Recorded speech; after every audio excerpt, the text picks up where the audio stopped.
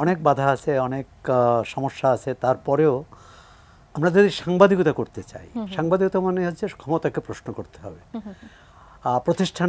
প্রতিষ্ঠানের জবাবদিহিতা আদায় করতে হবে। সেই প্রতিষ্ঠান হচ্ছে তিনি যে প্রতিষ্ঠানে কাজ করেন সেই প্রতিষ্ঠান থেকে রাষ্ট্র পর্যন্ত, রাষ্ট্রের সর্বোচ্চ প্রতিষ্ঠান। সেই প্রশ্নগুলো আমরা করার সাহস রাখি কিনা।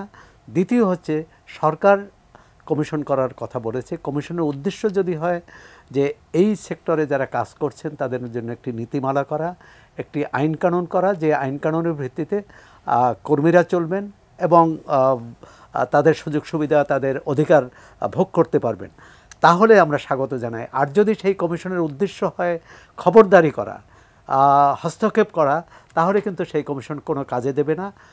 বরং সরকার যত গণমাধ্যম সম্পর্কে যত কম কথা বলবে ততই গণমাধ্যমের জন্য ভালো এবং সরকারের জন্যও ভালো। অসংখ্য ধন্যবাদ। সানবিট সব দিবে সামাল। সানবিট ম্যাজিক প্রেস ডিশওয়াশিং এর মাথা ঘোরানো সলিউশন।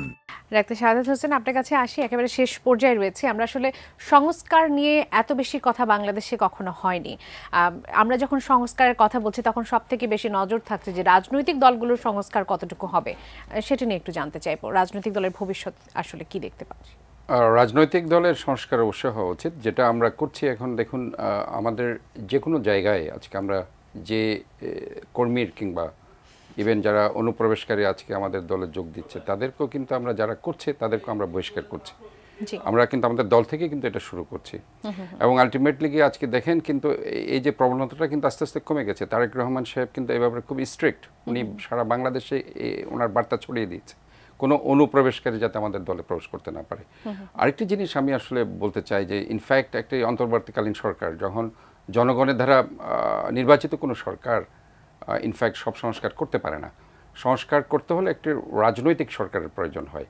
কাজেই আমাদেরকে ধরে নিতে হবে যে সরকারটি এখন আছে তারা কিছু স্বল্পমেয়াদী কিংবা মধ্যমেয়াদী তারা সংস্কার করতে পারে, বাট দীর্ঘমেয়াদী কোনো সংস্কার করতে হলে অবশ্যই একটি ইলেকটেড গভর্নমেন্ট দরকার আছে এবং এটা উচিত অনতিবিলম্বে যে জায়গাগুলোকে আমরা এমফাসাইজ করে লাইক দ্যাট আপনার আইনের শাসন প্রতিষ্ঠা, তারপর আপনার রাষ্ট্রযন্ত্রের পুলিশ, অবশ্যই পুলিশ, র্যাব এবং বিজিবি সহ যারা আছে তাদের কিছুটা সংস্কার, আর আপনার ধরেন নির্বাচন কমিশনকে সংস্কার করে আমরা যদি অনতিবিলম্বে একটি ভোটের ব্যবস্থা করতে পারি, মানুষের ভোটের অধিকার ফিরিয়ে দিতে পারি এবং একটি জনগণের শাসিত, জনগণের ভোটের অধিকার প্রতিষ্ঠিত হয়ে একটা সরকার গঠন করতে পারি, তাহলে সেই সরকারে যে রায়গুলো দিবে, যে সংবিধান সংশোধন করবে, সেটা বাংলাদেশের 16 কোটি মানুষ সেটা গ্রহণ করবে।